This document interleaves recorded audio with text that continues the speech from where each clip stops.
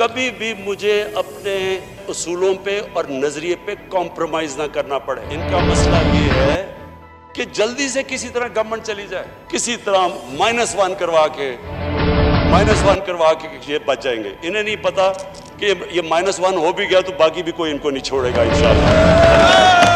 मैंने ये नहीं कहा कि हमारी गवर्नमेंट नहीं जाने वाली, या मैंने ये नहीं कहा जिस तरह कभी को कह जी कुर्सी बड़ी मजबूत है। कोई मजबूत नहीं होता। कभी भी आपको अपनी कुर्सी छोड़ने से घबराना नहीं चाहिए। आप आज हैं कल नहीं हैं।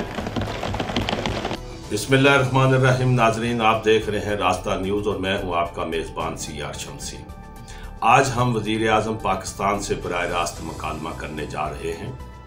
उसकी ज़रूरत इसलिए महसूस हुई कि पहली बार वज़ीर आज़म को घबराए हुए देखा गया, जो पूरी कौम को कहते रहे कि घबराना नहीं। बड़े बड़े बुरहान आए, माशी बुरहान आया, कोरोना का एक बदतरीन बहरान आया, लेकिन वज़ीर आज़म ने बार बार कहा कि घबराना नहीं। लेकिन आज वो खुद घबराए हुए हैं और ख़ास तौर पे सूरत हाल उस वक्त गंभीर नज़र आई जब उन्होंने कौमी असम्बली में ये ख़िताब करते हुए कहा कि -1 हो भी गया तो मेरी जमात जो है वो अपोजिशन को नहीं छोड़ेगी। बड़ी अजीब व गरीब बात है कि वज़ीर आज़म साहब, वो अपोजिशन से तो आपको कभी कोई ख़तरा नहीं रहा। हज़्ब इख्तिलाफ जो है, वैसे तो अगर जमहूरी पार्लिमानी निज़ाम में एक ऐसा पहिया है जिसके बगैर जमहूरी निज़ाम चल नहीं सकता, लेकिन आपने हमेशा अपोजिशन को दीवार से लगाने की कोशिश की। और आज अपोजिशन तादाद में बहुत ज़्यादा भी हो, लेकिन कहाँ है? वो तो बिखरी हुई है। वो तो साबिक़ वज़ीर आज़म नवाज शरीफ, शायद मैं समझता हूँ कि बड़ा तजर्बा है उनका कि वो जहाँ जनरल मुशर्रफ के शिकंजे से बचकर निकल गए, उस वक्त शहजादों ने उनकी हमायत की थी, उनकी सिफारिश की थी, लेकिन आपको तो उन पर रहम आया और वो आपकी जेल से निकलकर आज लंदन में हैं। इसी तरह दीगर जो अपोजिशन जमातें हैं जो आज बिल्कुल जेल में पड़ी हैं, कोई बीमार है, सैयद खुर्शीद शाह जो साबिक़ अपोजिशन लीडर हैं, आज तक उनको उनका प्रोटेक्शन आर्डर तक जारी नहीं हुआ।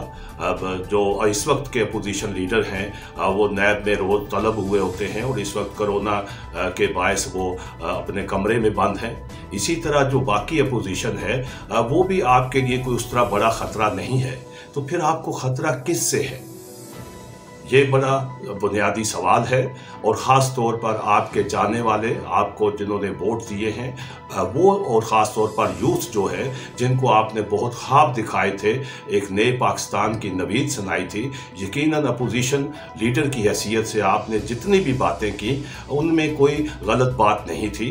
आपने एक ऐसा ख्वाब दिखाया, एक ऐसा मंजरनामा दिखाया कि जिसके बाद शायद पाकिस्तान में दूध की नहरें बहना शुरू हो जाएंगी, इंसाफ के सोते फूट पड़ेंगे, रोज़गार के मौके होंगे, बेरोज़गारी ख़त्म हो जाएगी। लेकिन हुआ क्या? मैं समझता हूँ एक अखबार नवीस की हैसियत से मुझे ये बड़ा अजीब सा लगता है कि आपके अभी 2 साल पूरे नहीं हुए और आपके जाने की खबरें आ रही हैं, और ये खबरें कहीं बाहर से नहीं आ रही। ये खबरें आपके घर से आई हैं, ये आपकी काबीना से बाहर आई हैं। और एक साइंसदान वज़ीर जो हैं फवाद हुसैन, उन्होंने आकर ये तमाम एक ऐसी बहस छेड़ दी जिन्होंने बताया कि काबीना के अंदर, हुकूमत के अंदर, पार्टी के अंदर बहुत बड़ी बड़ी दरारें हैं और पार्टी के जो 3 बड़े पिलर समझे जाते थे, असद उमर, जहांगीर तरीन और शाह महमूद कुरैशी, उनके दरमियान आपस में इख्तलाफात हैं और वो एक दूसरे को गिराने की कोशिश में है, और उनमें से कई नए वज़ीर आज़म के उम्मीदवार भी हैं। ये वो नुक्ता था, ये वो एक धमाका था। लेकिन आपने जो डिसिप्लिन होता है पार्टी में, उसका हमें कहीं नज़र नहीं आता कि आपने क्या नोटिस लिया। ये किस तरह हो गया कि एक पार्टी का अहम वज़ीर जो है, हुकूमत का अहम वज़ीर जो है, वो अंदरूनी कहानी बाहर ले आए, मीडिया पर ले आए। खैर, ये लंबी बहस हो जाएगी, ये आपका काम है। हमारा आपसे ये मुकालमा है कि हम चाहते हैं एक अखबार नवीस की हैसियत से भी और एक जमहूरी पाकिस्तानी शहरी की हैसियत से भी, क्योंकि इस जमहूरियत के लिए, इन जमहूरी अदारों के लिए, आइन की बालादस्ती के लिए मैंने खुद एक जो जिस्मानी तौर पर, मेंटली तौर पर बहुत अजियत सही है, बहुत कुर्बानियाँ दी हैं, बर्दाश्त किया है। और मैं और मेरे जैसे बेशुमार लोग नहीं चाहते कि मुल्क में रोज़ रोज़ जमहूरियत का मजाक उड़े और जमहूरियत हमेशा कटहरे में रहे। लेकिन आपको ज़रूर सोचना चाहिए कि ये क्या हुआ। सबसे बड़ी बात यह है कि आपने वज़ीर आज़म बनने के बाद वो तमाम वादे जो कौम से किए थे, आपने एक एक वादे पर यू टर्न लेना शुरू कर दिया। और जो बड़े लोग होते हैं, लीडर होते हैं, जब उनको जिम्मेदारी मिलती है तो वो यू टर्न नहीं लेते।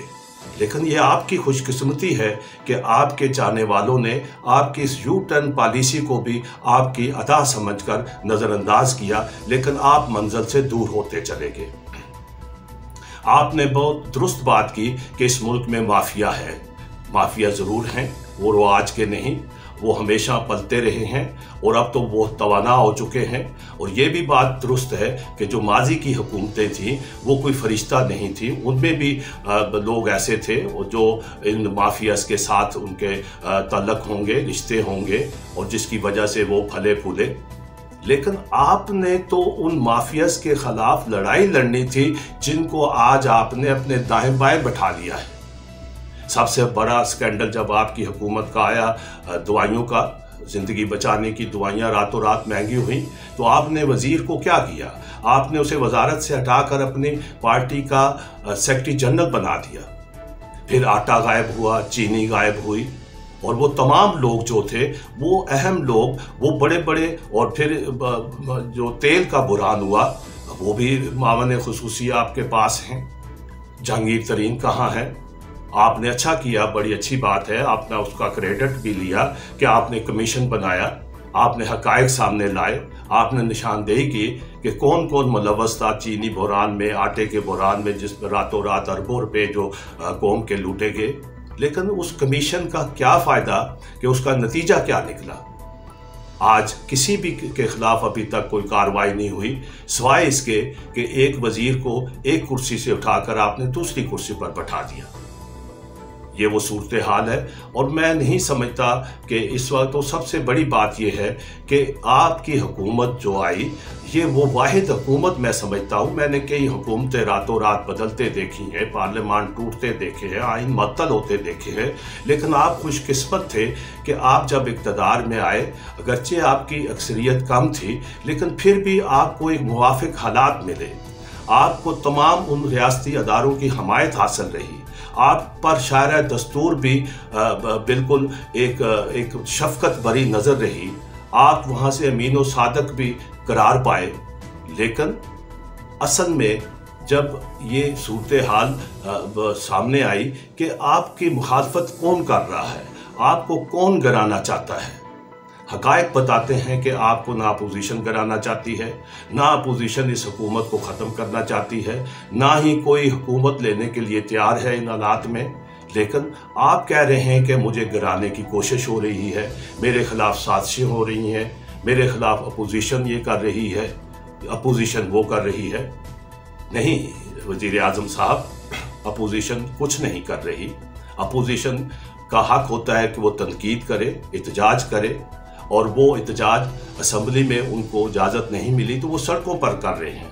अभी वो डी चौक तक आए हैं जहां आपने 4 महीने तक धरना दिया, ऐसा धरना जो तारीख में नहीं मिलता।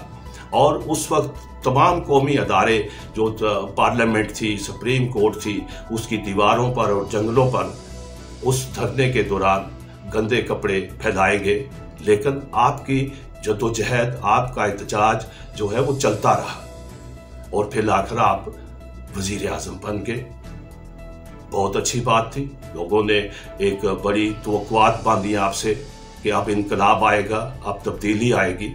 लेकिन 2 साल में तब्दीली तो क्या आनी थी? आप रोज़ गरीब की बात करते हैं, खुदारा अब गरीब का नाम मत दें, उनकी मज़ीद तहज़ीक मत करें। गरीब पहले से ज़्यादा अज़ियत में है, रोजगार की बात आप मत करें। बेरोजगारी 2 साल में बहुत ज्यादा आगे बढ़ चुकी है। पहले भी दूध की नहरें नहीं बह रही थी, लेकिन अब सूरत हाल बेकाबू हो चुकी है। वजीर आजम साहब, आपकी इस बात से इस मुल्क के करोड़ों लोगों को एक सदमा हुआ है कि आप घबराए हुए हैं। आपने गुज़श्ता दिनों वजीर आजम हाउस के सब्ज़ाजार पर अपने इत्तेहादियों को बुलाया, राज़ी करने की कोशिश की। आपने नकाब भी ओढ़ा, अगरचे आप कोरोना से नहीं डरते, लेकिन आपने मास्क पहना। आपके शुरका ने भी मास्क पहन रखे थे, लेकिन उनकी आंखों में सवाल थे। आप कहते हैं कि अपोजिशन बिखरी हुई है, जरूर बिखरी हुई है, लेकिन आप अपने घर में झांके कि वहां क्या टूट फूट हो रही है। ख्वाजा सफदर कहते हैं कि 18 लोग आपके उनसे राब्ते कर चुके हैं। अख्तर मैंगल साहब नाराज हैं। काफ लीग आपके अशाइये में नहीं आई। और फिर आप ये देखें कि आप जब मनाने की कोशिश कर रहे थे अपने इत्तेहादियों को, आपके एक और इत्तेहादी ने कोरोना बीमारी से निकलते ही एक खुदकश हमला किया अख्तर मैंगल साहब पर। अख्तर मैंगल और बलोचिस्तान के चंद उन संजीदा सियासतदानों में से हैं जो असूल की बात करते हैं, जिन्होंने कभी बिला वजह तनकीद नहीं की। आज वो भी खफा हैं। काफ लीग, वो भी आपसे नाराज है। और आपने भी, मैं इसमें आखिर में ये कहना चाहता हूं कि आपने जितनी भी ये गलतियां की हैं, ये कोई नई नहीं है। माजी की हुकूमतें भी यही करती रहीं और अपने अंजाम को पहुंची। साबिक सदर आसिफ जरदारी ने जब काफ लीग को कातल लीग कहा, फिर बाद में उसी को डिप्टी वजीर आजम बनाया गया। आपने MQM को कातल कहा, लंदन में जाकर मुकदमे कायम करने की बात की। आज वो आपके साथ बैठी है। ये वो तजादात हैं। और सबसे बड़ी बात कि एक गैर मुंतखब लोगों की पूरी खेप आपके आसपास है, जहां जो PTI है, तहरीक इंसाफ है, जिसका काम इंसाफ देना था, ना आज इंसाफ है और ना ही आपके आसपास PTI नजर आती है।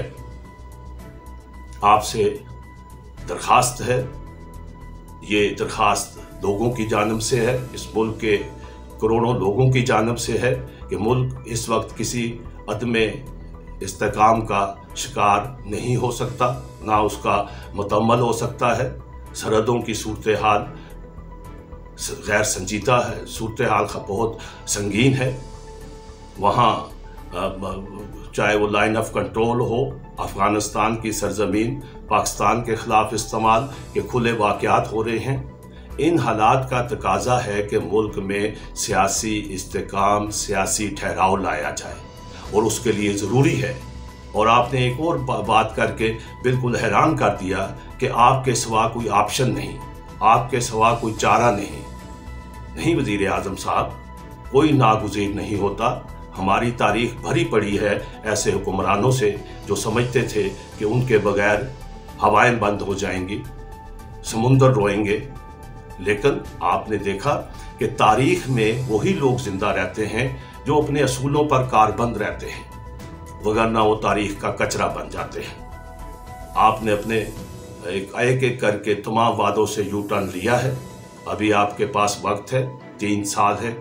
आप ये यू टर्न का सिलसिला बंद करें, सीधी राह अख्तियार करें, अपनी मंजिल की तरफ बढ़ें।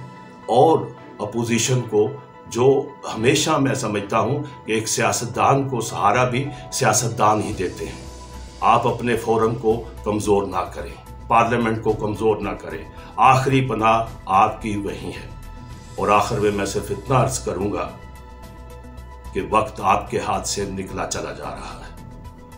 आपने अगर यू टर्न लेने बंद ना किए और एक महाजराई ख़त्म ना की, तो फिर यहाँ कुछ भी हो सकता है। फैसला आपने करना है कि आया आपने तारीख में एक सुनहरी नाम से जिंदा रहना है या तारीख का कचरा बनना है।